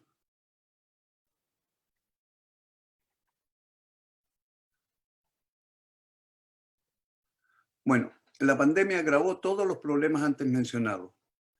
Una crisis que paralizó toda la economía, ya lo hemos dicho, en fin, la pandemia ha generado millones de desempleados, aumento de la desigualdad, aumento de la concentración del ingreso, el informe de Oxfam, ¿sí? Un poco el título es, ¿sí? Aumenta la concentración del ingreso sobre la base de un gran aumento de la desigualdad del ingreso. Aumento de la desigualdad del ingreso y aumento de la concentración de los ricos, tanto del ingreso como de la riqueza. Yo quería mencionar algunos documentos recientes, por ejemplo, el Fondo Monetario Internacional está bien atrasado en las publicaciones más o menos regulares de las estadísticas, ¿sí? No así en su revista Finanzas y Desarrollo, que yo la recomiendo, la de septiembre del 2020, en que profundizan muchos problemas hay varios trabajos muy interesantes, todos dedicados a repensar la resiliencia mundial, ¿sí? Profundiza los servicios mundiales y da cuenta de la debilidad de la gobernanza a nivel mundial en el siglo XXI, del Fondo Monetario, de la Organización Mundial de Comercio, de la Organización Mundial de la Salud, al mismo tiempo de la globalización, se da un contraste al mismo tiempo que hay una globalización de las empresas mundiales, Amazon, Google, Facebook y otras, en fin, que a nivel de los servicios. Hay otro documento muy bueno también. El anterior, el título era Repensar la resiliencia mundial. Hay otro trabajo cuyo título es La pandemia de la deuda. La deuda de muchos países ha llegado a situaciones críticas, dice, y se mantiene porque la tasa de interés es baja, pero han disminuido mucho los ingresos públicos, disminuye la producción y los flujos de capital se frenaron en seco. En los países desarrollados, los estados tratan de rescatar a las empresas líderes. Las necesidades de financiamiento son cuantiosas y simultáneas. Las reestructuraciones de la deuda se multiplican. Las empresas privadas hacen esfuerzo para resistir y seguir funcionando. Otro trabajo también interesante, de Stiglitz, dice: la pandemia ha dejado en evidencia las profundas desigualdades. La COVID-19 no sabe de igualdad de oportunidades. Contagia a los más pobres y a los que tienen problemas de salud. Critica a Estados Unidos por la debilidad del sistema de salud pública. Él critica el modelo de equilibrio general, ¿sí? No explica los problemas, todo el modelo de equilibrio general, en fin. Los problemas, todos esos modelos marginalistas, ¿no? Que no explica los problemas de una economía plagada de problemas de mercado y de explotación. Se debe ir, él dice, a un nuevo modelo de economía.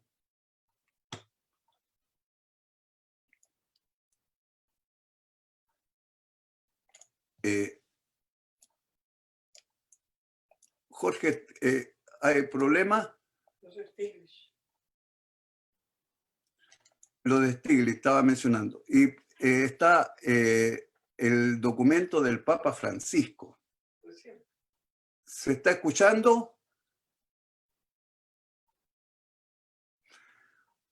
Bueno, el Papa Francisco sacó una encíclica, ¿sí?, que se llama Hermanos Todos. Dice: denuncia el virus del individualismo. Hay que poner fin al dogma del neoliberalismo.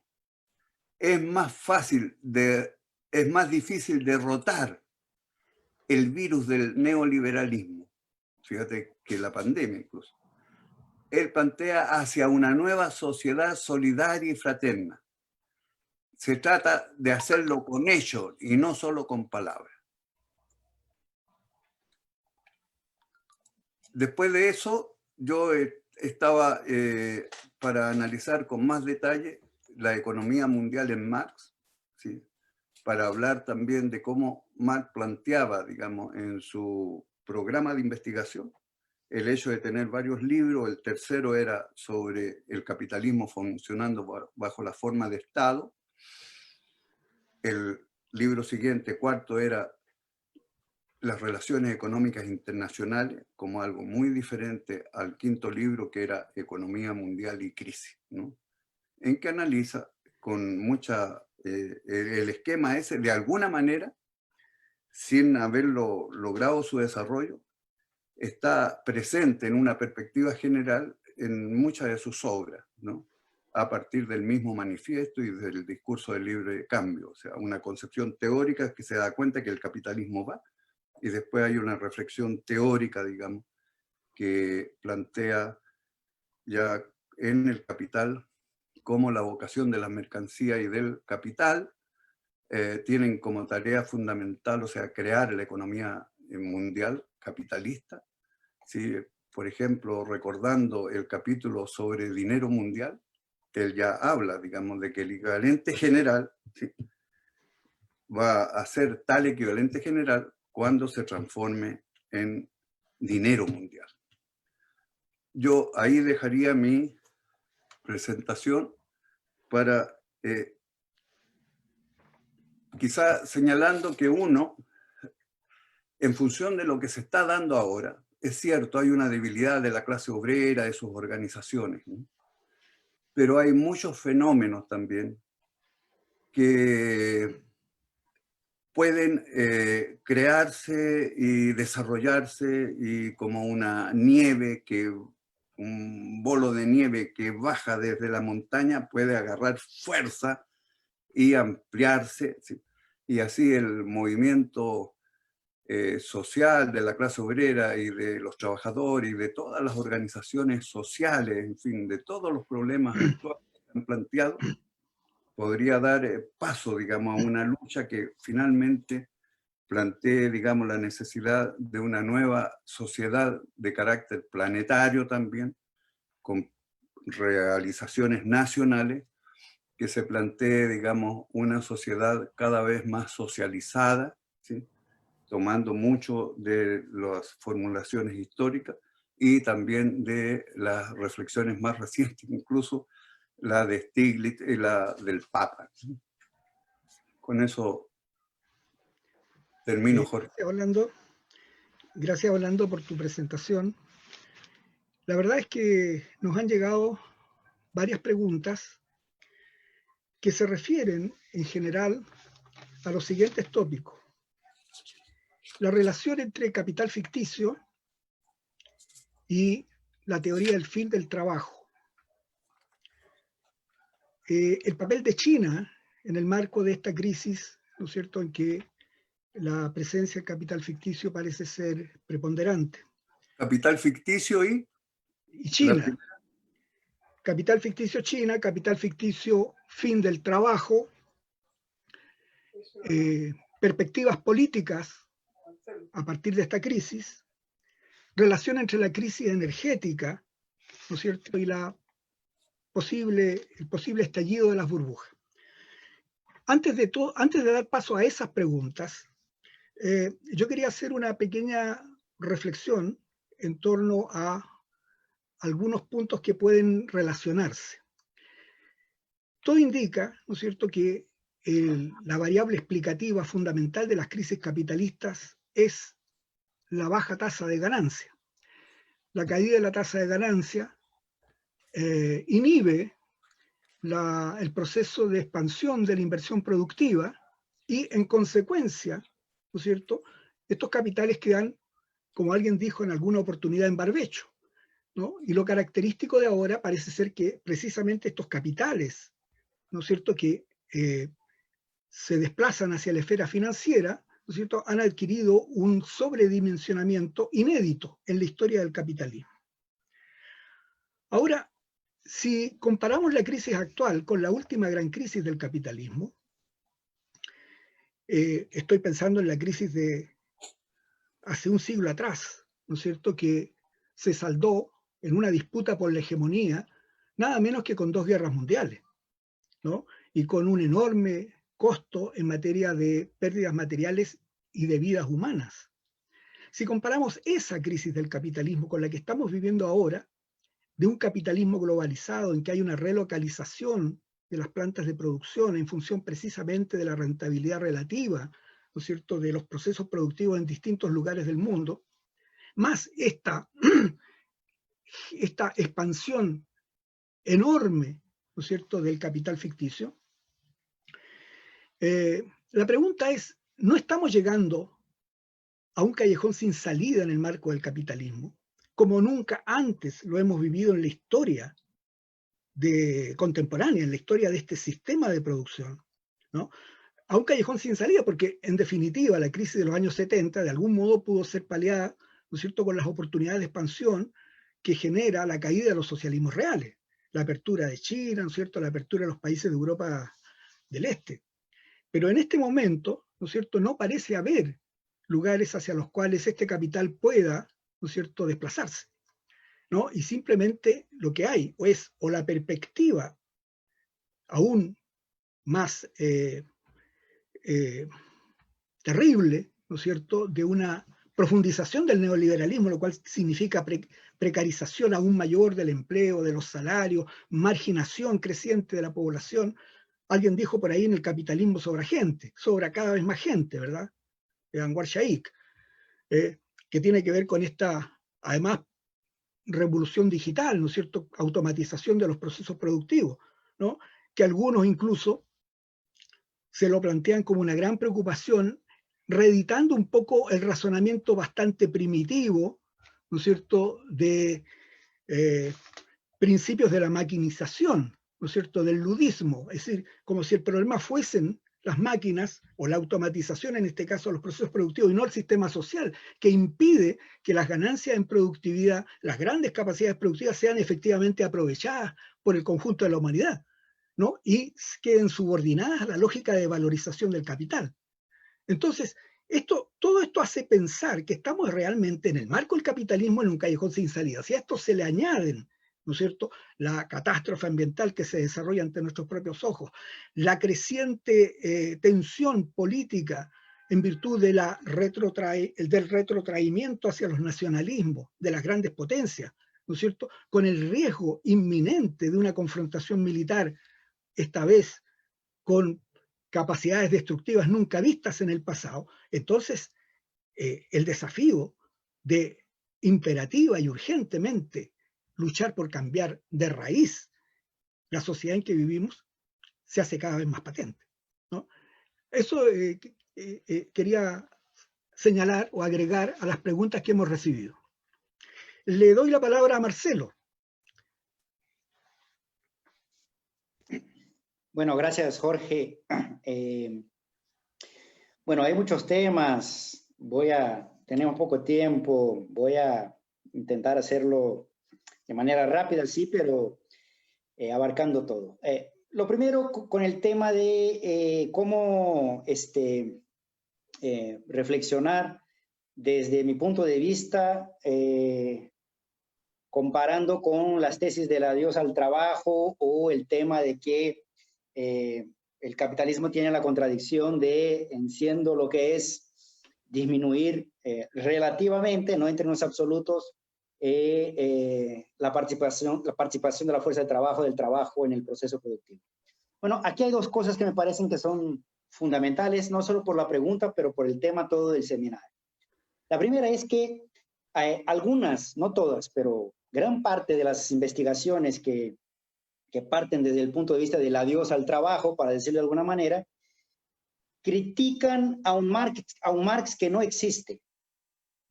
Critican seguro, y critican a tal vez una buena parte de un marxismo que tampoco entendió a Marx. Lo digo muy rápidamente. Normalmente se tiene la idea de que la teoría de Marx tiene que ver con la teoría del valor, con base en el trabajo, pero ese trabajo genera valor desde el punto de vista del capital industrial, en la industria, en el sector secundario, y por lo tanto ahí existe una explotación del obrero, fabril y además de eso manual.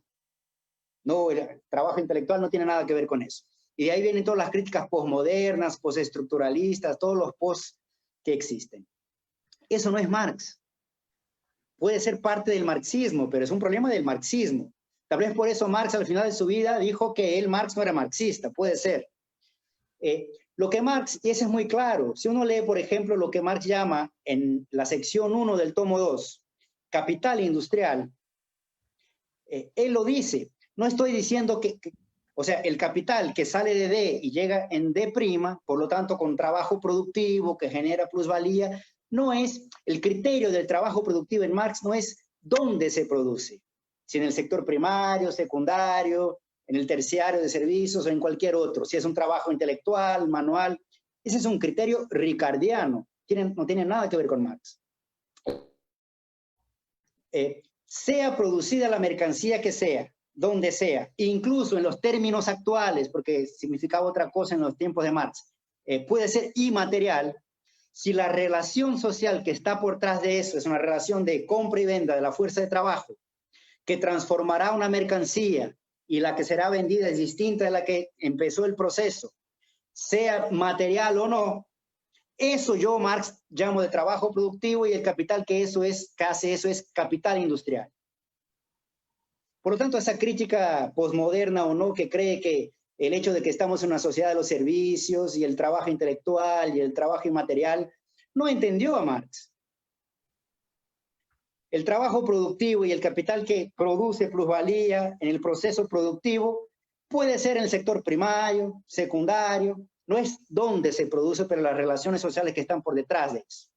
Bueno, esa es la primera cosa. La segunda cosa es que, desde el punto de vista del capitalismo contemporáneo, lo que el capital ficticio hace es desarrollar aún más la contradicción central del capitalismo, que es el hecho de que el capital intenta apropiarse cada vez más, pero para apropiarse cada vez más en el proceso de competencia dentro de los sectores o entre sectores, está obligado a aumentar las productividades y por lo tanto aumentar lo que Marx llamaba la composición técnica del capital, por lo tanto disminuir relativamente, solo relativamente, como tendencia, la participación de la fuerza de trabajo. Esa es una contradicción que se refleja en la ley de la baja tendencial de la tasa de ganancia. Lo que el capital ficticio hace es desarrollar aún más esa contradicción. Entonces no es que Marx no haya percibido el hecho de que en el capitalismo el trabajo en términos relativos fue el primero a decirlo. Entonces esas dos cosas son importantes. La segunda tiene que ver con las consecuencias políticas de la perspectiva de entender el capitalismo contemporáneo desde el punto de vista de Marx, de la lógica del capital ficticio, frente a una perspectiva más por el lado de la financiarización, un tinte más keynesiano. O sea, lo voy a explicar de una manera muy, muy sencilla. Es muy común dentro de una izquierda muy radical a veces confrontar el capital productivo con el capital financiero. El primero produce y al producir genera riqueza, genera empleo, genera ingresos, genera ganancias. El otro, el capital financiero, simplemente se apropia y no tiene nada que ver con la producción. Y por lo tanto no genera ni riqueza, ni empleo, nada. Y cuanto más crece ese capital financiero, más, por lo tanto, el lado, digamos así, parasitario del capitalismo está sobreponiéndose al capital productivo. Bueno, una salida sería disminuir el capital malito para que con el capital bueno podamos con eso incrementar el proceso de reproducción, pero generando empleo, ganancias. Eso es una perspectiva política keynesiana reformista, si ustedes quieren, para utilizar términos contemporáneos, lo que es típico de los gobiernos progresistas. Hagamos un acuerdo táctico político con la burguesía productiva. A veces se dice la burguesía nacional, porque siempre se busca la burguesía nacional, y se olvida el hecho de que la lógica del capital es ganar más dinero. ¿Dónde? No importa. Donde esté dando más dinero. O sea, no existe el capitalista productivo y el capitalista financiero, el capital productivo y el capital financiero. Capital es capital. Desde los 90 del siglo pasado, todo sector productivo, por lo menos los grandes, crearon bancos. Porque todo capital vio que se ganaba dinero con la lógica ficticia de acumulación. Entonces, aunque tenía una pata en el sector productivo, generaba más plata en otra pata, justamente en los mercados financieros con la lógica de valorización ficticia. Por lo tanto, tiene una consecuencia política muy importante. La perspectiva teórica es distinta porque tiene un compromiso político distinto. Desde el punto de vista de Marx, no podemos confundirlo con el punto de vista, por más izquierda y radical que suene, de un reformismo keynesiano progre. Seguro que si uno lo compara, por ejemplo, yo hablo desde Brasil con un gobierno Bolsonaro, a veces puede ser, suena mejor, huele mejor. Pero yo les digo que con el capitalismo contemporáneo, la diferencia entre una patada y dos patadas es casi ninguna, porque la primera patada ya te mata. ¿Por qué lo digo eso? Porque la única manera que el capitalismo contemporáneo tiene para salir de su crisis o es devaluando el capital ficticio con otra crisis bancaria financiera tremenda, para ahí voy, puede ser una combinación de las dos, o aumentando la producción de valor para hacer frente al crecimiento de los derechos de apropiación, lo que significa exigir aumento de la explotación con gobiernos progre, no progre, neoliberales o no neoliberales, no importa. Si es una salida por el capitalismo, tiene que ser hoy día con el aumento de la explotación de trabajo. Eso ya está señalado. Si uno sueña aún con un welfare state del tipo 2, estado de bienestar del tipo 2, que el tipo 1 tampoco era tan grande así, tan bienestar así, no va a ocurrir. El tema del cambio de la matriz energética, también muy corto, dos cosas. La primera de ellas es que es una componente, entre comillas, clásica del capitalismo, salir de sus crisis reconstruyendo la acumulación con una nueva matriz energética. Eso no es una ley, solo va a salir de su crisis, sí, hace eso. Pero es una componente clásica. ¿Es posible que el capitalismo intente salir de esta crisis por la que pasa estos días con una nueva matriz energética? Sí, siempre es posible. Pero lo más importante es lo segundo. Lo más importante es todo lo que se ve por ahí, es que la forma de financiar ese cambio de matriz energética, sea cual sea, es la misma. O sea, se está apostando en nuevas matrices energéticas con la misma lógica de creación de capital ficticio. Por lo tanto, manteniendo y profundizando lo que es la contradicción central del capitalismo contemporáneo. O sea, desde mi punto de vista, el problema va a persistir. Lo último, Jorge, tiene a ver contigo, lo voy a decir muy rápidamente. Para que el capital salga de su crisis, tiene que darle cuenta con el problema central. ¿Cuál es el problema central? La superacumulación de capital. La caída de la tasa de ganancia no es la causa del problema, es una consecuencia. El problema es que se superacumuló capital y eso se refleja en la caída de la tasa de ganancia. ¿Cómo se hace para resolver el problema? Hay que quemar capital, hay que destruir capital, hay que desvalorizar el valor que se valorizó. Es la dialéctica del capital con la señal negativa. ¿Y cómo se hace? Eso Marx lo trabajó brillantemente en los Grundrisse. Recomiendo la lectura. Y eso se puede hacer de dos formas. O se devalúa el capital desde el punto de vista del valor-precio, rebaja de los precios, o, es una componente otra, destrucción material física del capital. ¿Por qué quiero marcar este segundo punto? El tema de las guerras. Las guerras no son eventuales, fortuitas, ocasionales. Al capital, en momentos de crisis profunda, le conviene las guerras. A veces le sale la mano, puede ser, pero le conviene las guerras. La destrucción del capital que permite al mismo tiempo darle cuenta con la superacumulación de un capital previo y al mismo tiempo, posteriormente, al destruir, generar espacios de valorización para un capital en el futuro. O sea, el tema de las guerras, Jorge, está siempre en el cartel de posibilidades del capitalismo para salir de su crisis. Y en eso estamos hoy día. Nunca estará fuera de escena la posibilidad de las guerras, tengan la forma que tengan. No es necesario que tenga una forma clásica como las guerras mundiales. Hay otras formas de guerra. Y termino con lo siguiente. Es bien posible que la barbarie que se vive hoy día en la sociedad mundial ya sea un nuevo tipo de guerra que le está permitiendo al capital, para decirlo como lo recordabas vos, con el tema de Shaikh, ya es una forma que el capitalismo tiene de librarse de la gente que está superproducida. Si sobra gente, hay que matarla. Bueno, en eso al capital la pandemia le ha convenido. Termino por acá porque si no, Orlando no habla, Jorge.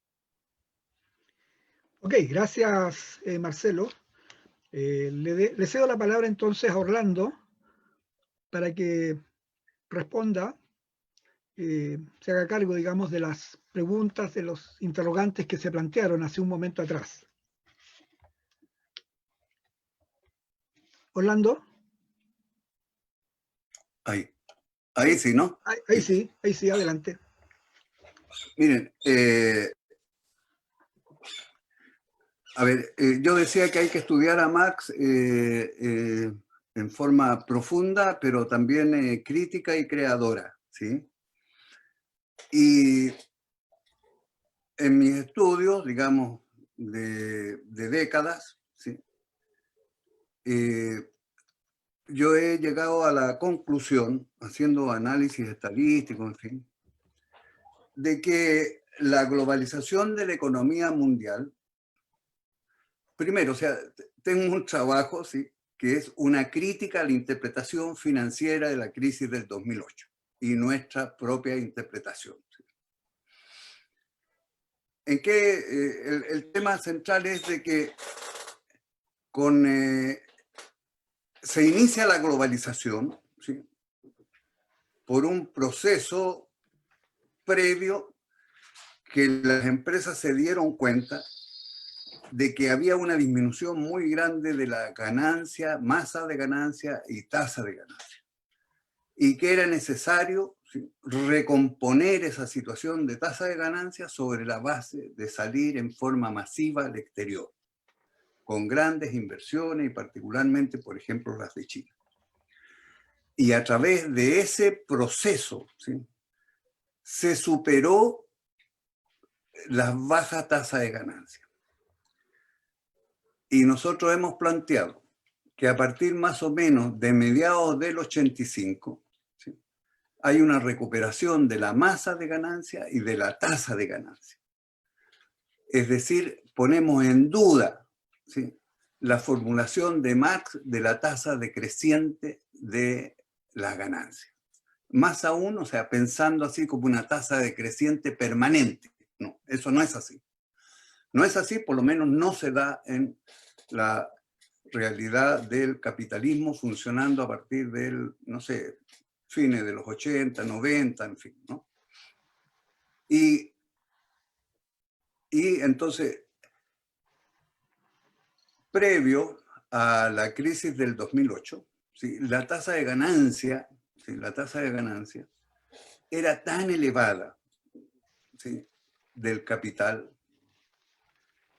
que llevó a que las empresas productoras de bienes y servicios, y que yo considero que las empresas transnacionales son la unidad básica de la economía mundial, ¿sí?, que se vinculan con el capital financiero y con los bancos, pero lo fundamental es el desarrollo de las grandes empresas productoras de bienes y servicios y de una relación de esas empresas con la explotación del trabajo que permitió un aumento de las ganancias globales y de la tasa de ganancias. Fueron tan grandes esas ganancias, que les permitió ampliar sus empresas, hacer nuevas inversiones e incluso les sobró cierta cantidad de dinero que invirtieron en el sistema financiero.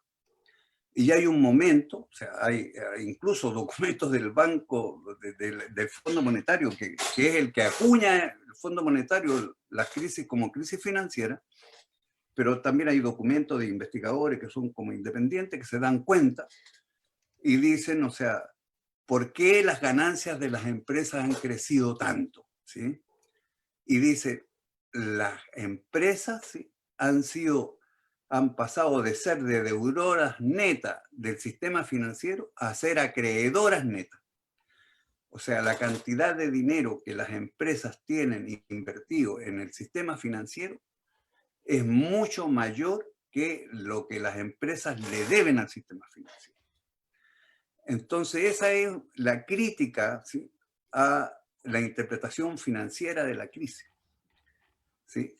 Y analizando entonces, bueno, desde la crisis desde el 2001, incluso la crisis del sudeste asiático en el año 97, también el fondo fue el que ha acuñado la crisis financiera. Sí, pero ya en ese momento nosotros veíamos que la crisis se generaba, la crisis asiática, fundamentalmente por una sobreproducción que generó la gran expansión de las exportaciones y de la producción de Corea del Sur en ciertos sectores, en fin, que generó unas situaciones. Entonces, la crisis de las posteriores también y la del 2008, ¿sí?, el origen, ¿sí?, está en un gran crecimiento de la producción de la construcción habitacional, que es la economía real, ¿sí?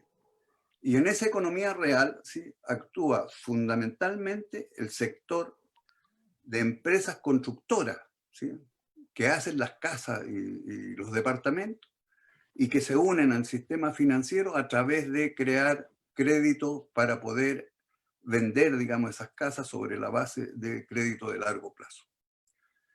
Entonces, pero ahí está el inicio de una relación, digamos, de una sobreproducción de capital, en este caso de viviendas, ¿sí?, que al mismo tiempo su expansión fue tan grande que obligó, digamos, a generar sistemas de crédito a familias que eran relativamente insolventes.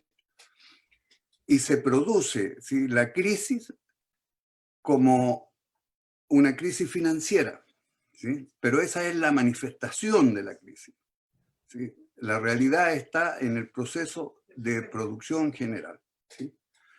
Entonces, en ese sentido, yo leyendo a Marx también plantea, mira, hay ciertas ocasiones en que la tasa de explotación del trabajo y además la disminución del valor del capital constante, es decir, de las inversiones en maquinaria y equipo, pueden combinarse de tal manera, él ya lo plantea en su la posibilidad de que se dé un paso hacia un creciente, a una crecimiento de la tasa de ganancia, ¿sí? Y que contrarreste la tendencia. Y bueno, después hay una serie de otras contratendencias que él plantea que están relacionadas, por ejemplo, con las exportaciones, con la producción de las empresas de los países desarrollados, los países más atrasados, en fin, una serie de, todas son las contratendencias. Bueno, y eso es lo que se ha dado. Nosotros agregamos lo siguiente. Es cierto la existencia del capital financiero y del capital ficticio y que se crea, pero eso siempre ha sido la forma de funcionamiento del capitalismo. El crédito es una palanca para el desarrollo del capitalismo, pero llega hasta ciertos momentos en que le crea dificultad al propio sistema. Eso hay que tenerlo presente. Sin embargo, o sea, la contradicción fundamental está entre el dominio del capital sobre la naturaleza y sobre los recursos, bueno, naturales y sobre los trabajadores para producir un incremento de la plusvalía, ¿sí? Si no se hace esa relación y el Banco Mundial y el Fondo Monetario, digamos, han implementado esto y después fue tomado, digamos, por autores, ¿sí? De Europa fundamentalmente, en que concentran la atención en la situación financiera. Y Marx es más o menos claro en una serie de reflexiones sobre la crisis, digamos, de que la crisis, la parte financiera es una manifestación de la crisis, pero la crisis, la manifestación no es la explicación, sino que hay que explicar esa manifestación a través del proceso de producción y de la sobreproducción, en fin, que se ha mencionado aquí también con fuerza. Ahora es cierto que en algunos países, en el caso de Chile, yo diría lo que existe aquí son las grandes empresas productoras de bienes y servicios que están relacionadas con los bancos, pero lo fundamental es eso, digamos, en el sector productor de bienes y servicios, en el comercio, ¿sí? Otra cosa es en Brasil. En Brasil hay una situación ahí de un desarrollo financiero y de especulación financiera y de capital ficticio diferente, pero desde el punto de vista global, ¿sí? Desde el punto de vista global, y ese es lo importante de cómo un enfoque de la totalidad puede llevar a cambiar las apreciaciones. Porque en el caso de Estados Unidos, por ejemplo, Brenner sigue planteando de que hay una disminución de la tasa de ganancia y en Estados Unidos puede haber o sea, puede haberse dado eso. O sea, él plantea que la explicación del 2008 es fundamentalmente porque hay una tasa decreciente de las ganancias, ¿sí? Eso no es así. Ahora, previo a la crisis del 2008, las ganancias disminuyeron muchísimo. Eso está claro. Pero pasado la crisis del 2008, nuestros trabajos hacen el análisis eso de cómo disminuyeron en un periodo corto de tiempo del 2006, 2007, 2008, septiembre del 2008, una caída profunda de la crisis que llevó la crisis de inmobiliaria a una crisis de Estados Unidos y a una crisis de la economía mundial, en una relación entre el sector construcción habitacional, la cosa financiera que se expresó también a nivel mundial. Entonces ahí hay una diferencia muy importante con enfoque. Puede que uno esté equivocado, pero nuestros estudios, los análisis así lo demuestran. Yo he estado tratando de observar el comportamiento. Hay varios trabajos que muestran también que hay una tendencia decreciente, pero por ejemplo toman así 150 años, claro, pero en la última parte de esas estadísticas se ve que hay una recuperación, ¿sí? Ahora, como digo, en el 2008, en todas las crisis cíclicas cayó mucho la tasa de ganancia. Por ejemplo, cuando la tasa de ganancia era baja, 74-75, disminuyó mucho más. Por eso la crisis fue más o menos profunda. 80-82, todavía estábamos con una tendencia decreciente en la tasa de ganancia, la ganancia disminuyó muchísimo. Pero a partir de mediados de los 80 y empezó a crecer la masa de ganancia que se manifestó a partir del los 90 en un aumento de la tasa de ganancia. Y las curvas son clarísimas, ¿sí? Nosotros tenemos los estudios tendenciales donde demostramos que hay un incremento de la tasa de ganancia. Eso es hasta el 2008. En el 2008 baja la tasa de ganancia, pero después también se recupera. Incluso tenemos un trabajo escrito en el 2015 que se ha publicado en el Grupo de Economía Mundial y Crisis, y el título es algo así como disminución, desarrollo de la crisis, disminución de los salarios y aumento de la tasa de ganancia. ¿Sí? Yo eso diría, o sea, creo que hay que discutir con fuerza e incorporar en el análisis nuestro, está presente, digamos, también lo del capital ficticio, pero pensamos que, no sé, la contradicción fundamental es la sobreproducción mundial de mercancías y de servicios muy amplia, que lleva a una explotación de los trabajadores y de los pueblos, en fin, y que la contradicción fundamental está allí. Y es esa contradicción, o sea, si el análisis es correcto, esa interpretación, si esa interpretación es correcta, permite dar posibilidades de generar toda una organización y jugársela así por recuperar los niveles de organización de los pueblos, de los trabajadores y de otras formas de organización social para plantearse, digamos así, la superación de este sistema, ¿no? A mí un poco la impresión de que hay todo un manejo ideológico por parte del fondo y también de los pensadores que trabajan en función de preservar el sistema, de tratar de evitar que existe como contradicción fundamental esta relación capital-trabajo y el aumento de las ganancias. Y en esta situación, o sea, uno piensa, ¿qué se puede hacer? O sea, tomando al Papa Francisco y tomando, no sé, las otras recomendaciones que hay, porque además de los problemas que planteábamos, o sea, en general, por ejemplo, el problema de la deuda va a ser un problema tremendo que se está resolviendo sobre la base de una gran emisión también que puede generar un desequilibrio muy grande, porque no hay que olvidar eso, o sea, la economía necesita una cantidad de dinero que sea apropiada para circular las mercancías, y si no, se puede generar un gran proceso inflacionario, como ya se puede dar en algunos lugares y a nivel mundial. Entonces Marx también en ese sentido es muy claro, o sea, la necesidad, y cosas que muchos economistas no reconocen, la necesidad de una exigencia de regular las condiciones de circulación del dinero en las economías nacionales. Por ejemplo, en ese sentido, con todo el cariño que uno le puede tener a las experiencias de Venezuela y de Cuba, o sea, ellos no han tenido presente las categorías monetarias y mercantiles y la necesidad, o sea, por ejemplo, en esta cosa del dinero. Han distorsionado el proceso de producción de una economía que avanza o se quiere que sea más socializada, en fin. Esta es la perspectiva que frente al exceso de trabajadores, o sea, también Marx ya lo planteaba, o sea, cuando él analiza el problema del lumpenproletariado, cuando el ejército industrial de reserva, hay una cantidad de gente, ¿sí?, que queda desocupada para presionar abajo los salarios. Pero ahí se necesita hacer una relación entre los ocupados con los desempleados, un gran movimiento, ¿no? Y cómo uno no pensar en que en las condiciones actuales es posible plantear algunas reivindicaciones y movimientos globales, así, una disminución fuerte de la jornada de trabajo, por ejemplo, ¿no?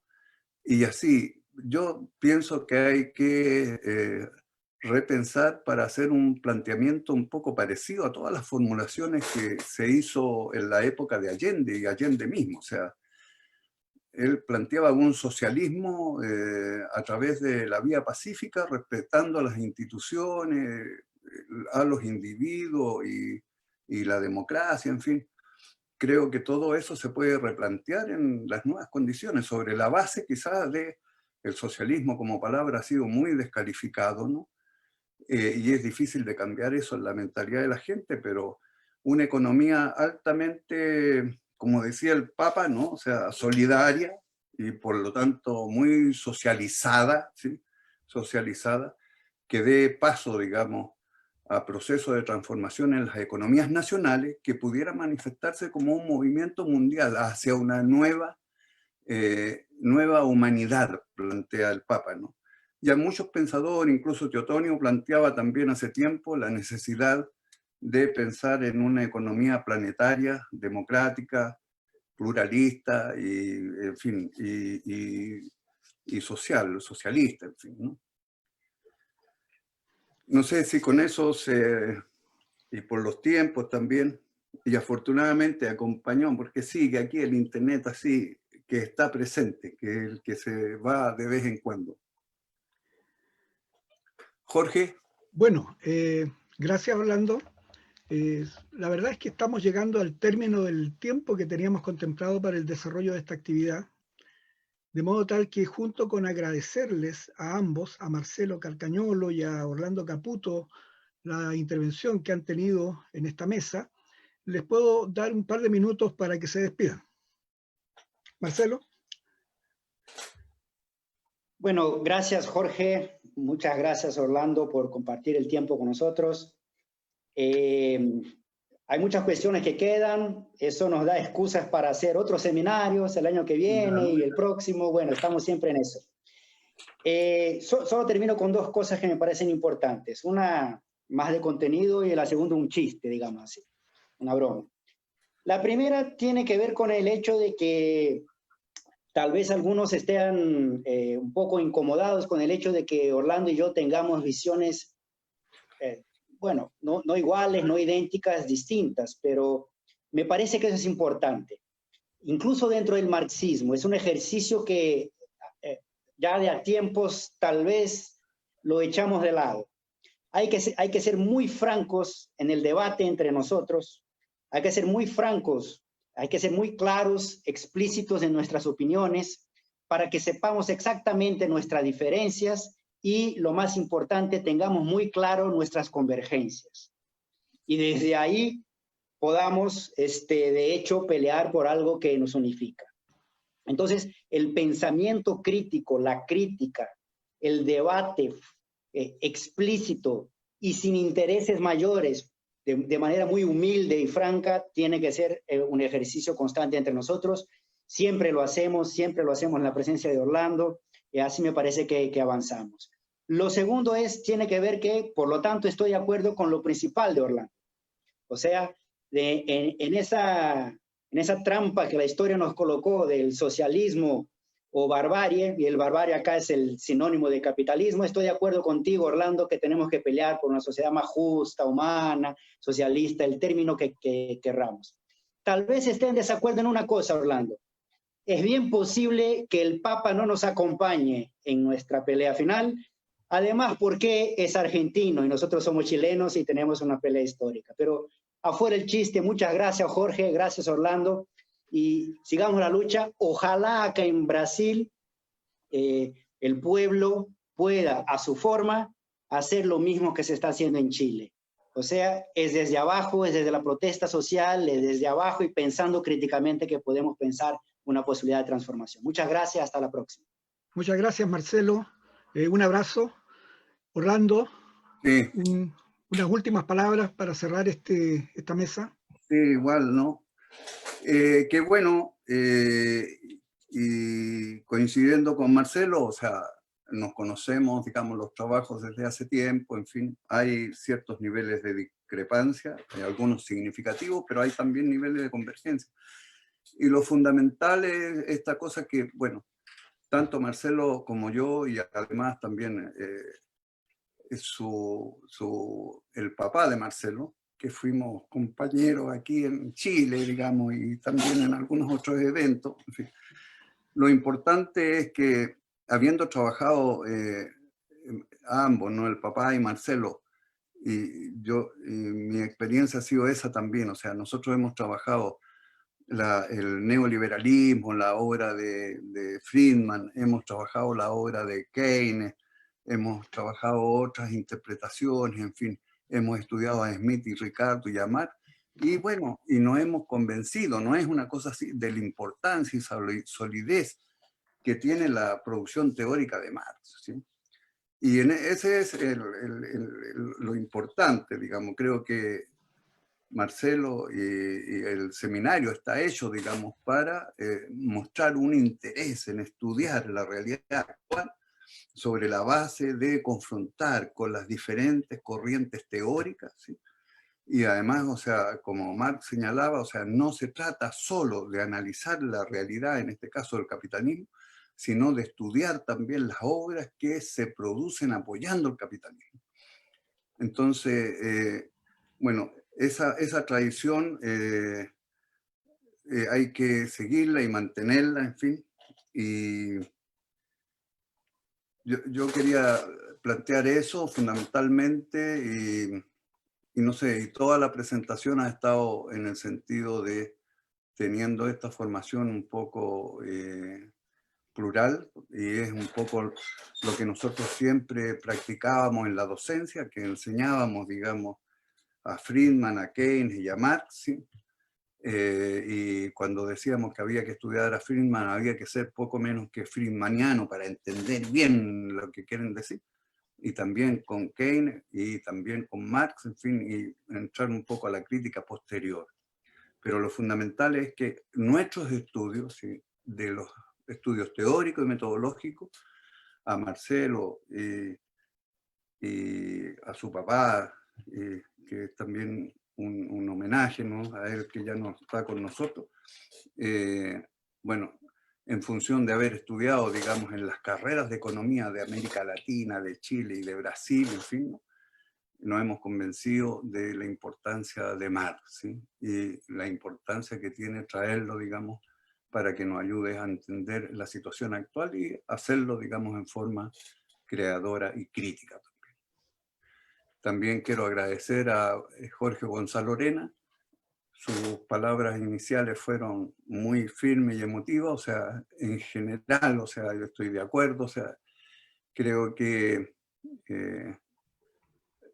estamos en una situación muy caracterizada como de la barbarie realmente, y que tiene que ser todo un esfuerzo por superar esa situación y dar un paso a un mundo diferente. Muchas gracias, Jorge, y que Muchas gracias, Orlando. Sí. Muchas gracias, Orlando. Un abrazo.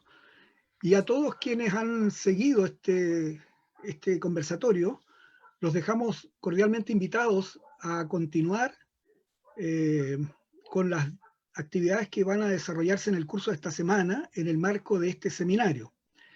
Mañana tenemos una nueva mesa a las 6 de la tarde, también sobre la crisis económica mundial. Y claro, es comprensible que ante problemas tan complejos existan diferencias de matices y a veces algo más. Precisamente por eso este seminario lo hemos denominado los marxismos y no el marxismo. Los marxismos del siglo XXI, reconociendo la existencia de distintas vertientes, distintas tradiciones teóricas, todas las cuales entroncan en la obra gigantesca, magistral de Karl Marx. Cerramos de esta manera entonces esta mesa. Adiós a todos. Adiós, adiós. Chao. Chao, chao.